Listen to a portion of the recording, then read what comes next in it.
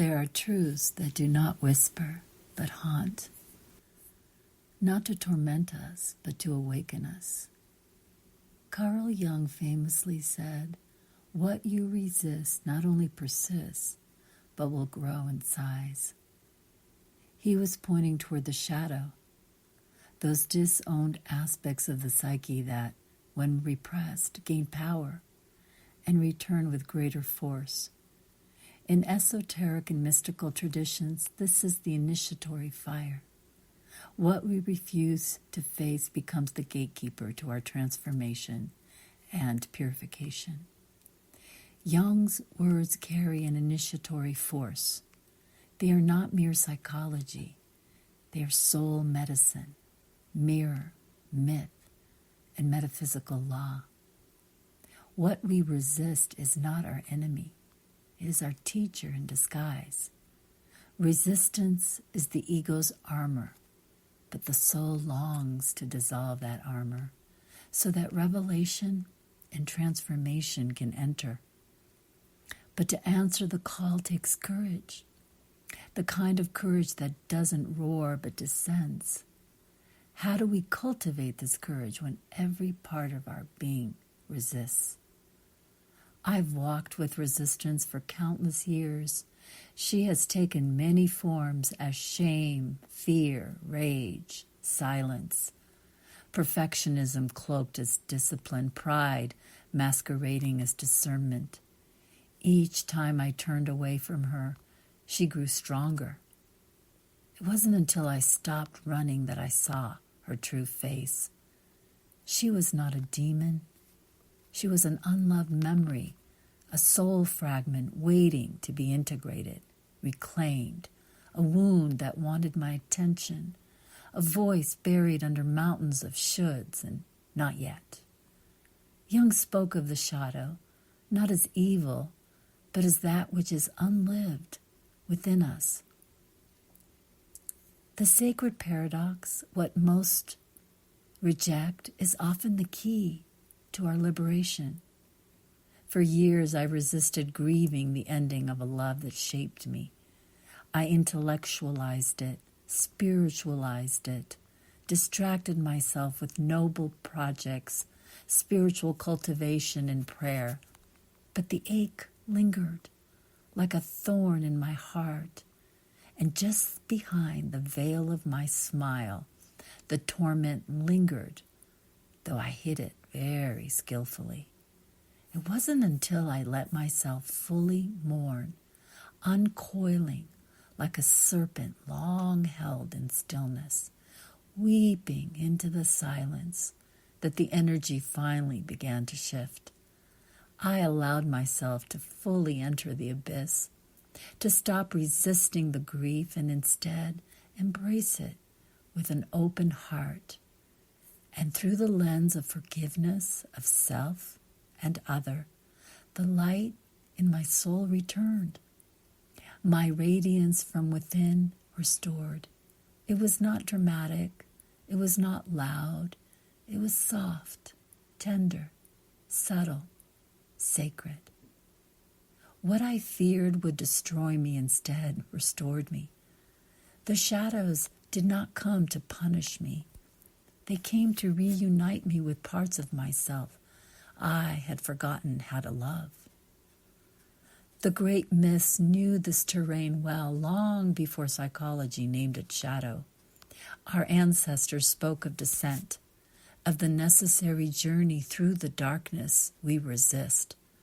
Because what is not faced does not disappear. It waits. It grows. It guards the very doorway to our becoming. Inanna, Queen of Heaven, descended into the underworld. She did not go as conqueror, but as one stripped bare passing through 7 gates, each demanding a relinquishment of power, identity, protection. What she met at the bottom was not punishment, but truth, her own reflection in the face of her shadow twin, Ereshkigal, the one she had exiled. In Ereshkigal's anguish, Inanna saw her own. In the rawness of rage and sorrow, the myth dares to tell us, you cannot rise until you descend. What we resist, our grief, our anger, our loss, does not vanish. It takes form. It waits in the dark until we are ready to reclaim it. Persephone too was taken into the shadow, but she did not remain a victim of the dark. In time, she chose to return, not because she was bound, but because she had become sovereign there. She had once resisted the pull of Hades and became queen of the underworld and bringer of the spring. Her power emerged not in the denial of shadow, but in her willingness to hold both worlds, to rule above and below. And then there is the phoenix, the great firebird of myth. It does not resist the flames. It flies directly into them because it remembers that the burning is not destruction but initiation and purification. From its own ashes it is reborn, not as who it was, but as who it has become. These are not stories of punishment. They are maps of integration. Each myth tells us that the soul does not evolve through avoidance, but through embrace. What we resist will persist, not to harm us, but to complete us. These stories are not ancient relics. They are living transmissions, echoing in our bones. They whisper the same truth Jung spoke centuries later. Until we make the unconscious conscious, it will rule our lives, and we will call it fate. What we resist, we empower. What we allow, we transform. Let us be clear. Allowance is not passive. It is not resignation. It is not collapse. It is not bypass. And it certainly is not surrendering to the seduction of dark forces or the distortions of shadow. True allowance is sacred discernment. It is the courage to meet what is painful without being overtaken by it, to witness the shadow, not worship it, to transform, not to submit, to hold space for what arises, while remaining anchored in the truth of who we are. To allow is to soften our grip on the narratives that keep us small, to breathe into the body where every fiber wants to flee, to sit with our pain instead of projecting it onto others, to listen when the wounded parts want to speak, not to judge, not to fix, but to witness all parts into wholeness. This is the alchemy of inner union. This is the moment the shadow begins to shift, because it is no longer exiled. When we allow, we become the sacred container, the cauldron of transmutation, where grief can weep, rage can roar, fear can tremble, and still we can be held in love. It is not a place of punishment, but of purification. It is not a battlefield, but a temple, because when we resist, we bind energy. We create the very tension we wish to dissolve. We lock pain into patterns. We deny the flow. But when we meet what haunts us, when we welcome it into conscious awareness, we release the energy trapped in repression. We liberate the part of ourselves that has been waiting, sometimes for years, sometimes for lifetimes, to be felt, heard, seen, honored. Allowing is the return of breath, the reconsecration of our body as a living temple. The moment we remember, everything we feel is a doorway to be transformed, to be redeemed and brought into the light of presence and love. What lingers in the shadow?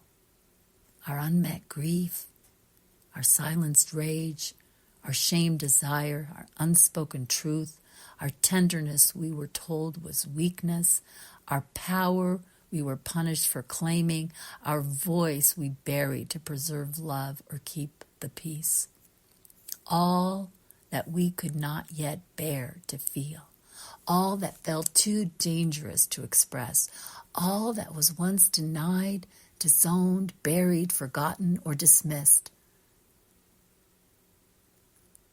It doesn't disappear.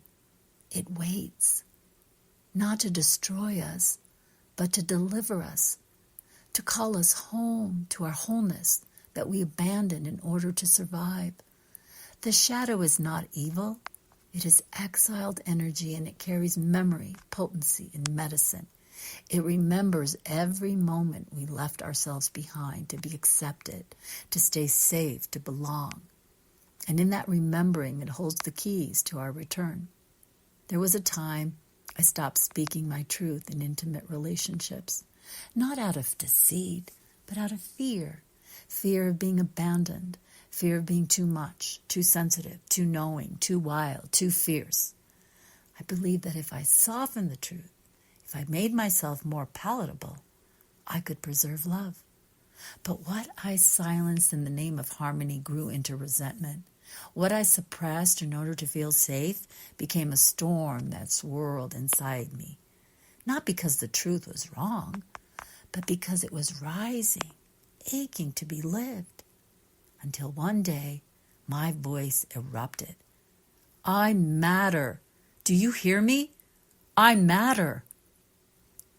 And in that moment, I felt the liberating presence of my truth reverberating across lifetimes, unbinding me from all that suppression, all that I had denied. I was shaking.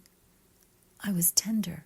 And yet, in that eruptive cry, I discovered how to love myself for the very first time. A calm, loving energy washed over me. And in that moment, I knew I was never too much. I remembered my truth was never the problem. My silence was. We do not heal the shadow by shaming it. We do not dissolve it through denial, suppression, or force. We heal it by turning toward it, by letting it speak, by listening with curiosity, compassion, and courage. And when we do, when we dare to meet what lingers in the shadow, we reclaim the fragmented parts of our soul, not just for ourselves, but for the lineage behind us and the future ahead. The shadow, when met with love, becomes the guide, and what once haunted us becomes the fire that illuminates our path. As Holy Week unfolds, we arrive at the mystery of the crucifixion, not just as a historical event, but as an archetypal passage to the deepest chambers of the soul. From an esoteric lens, the crucifixion is not about punishment, it is about descent. Christ's agony is the soul's confrontation with the shadow of humanity, betrayal, abandonment, humiliation, silence.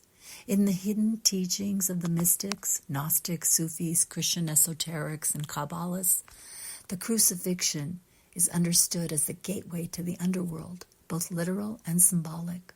Christ did not just die, he descended into hell, into the collective and ancestral shadow, carrying the weight of humanity's forgotten pain, not to be consumed by it, but to redeem it from within for the benefit of all beings. This descent is not punishment, it is liberation work. The Christ force entering the very places where light had been banished. It is the soul's willingness to go where it is darkest, to touch what is most forsaken.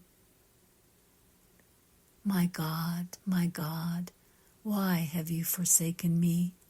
These words echo the moment we feel the silence of the divine, the void, the severance, the descent into the unconscious. This cry is not just personal suffering. It is the soul confronting the abyss.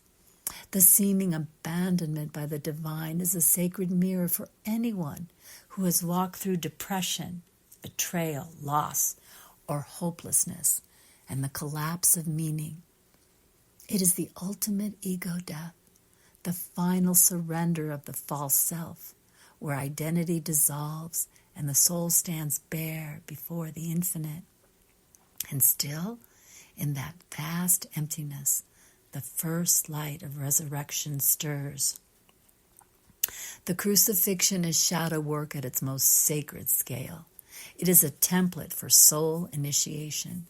The Christ mystery has much to teach us. Christ does not avoid the darkness. He walks directly into it. He becomes the mirror not only of our divinity, but of all we deny. The betrayal by Judas, the denial by Peter, the mocking crowd, the silence of God, each is not only a moment in history, but an archetype that lives within us still. The crucifixion is a collective mirror. It is a call to enter that fire that purifies us, not to transcend suffering, but to awaken within it, to feel it fully, to love through it. Good Friday marks the descent, Holy Saturday, the silence, and Easter, the radiant return, not by bypassing the pain, but by alchemizing it into resurrection. It is not light that negates the dark. It is light born from it. In the end, the darkness is not our enemy. It is a place of our becoming, the sacred womb of transfiguration, not the punishment, but the passage, not abandonment, but an invitation into the holy unknown. It is not what we fear.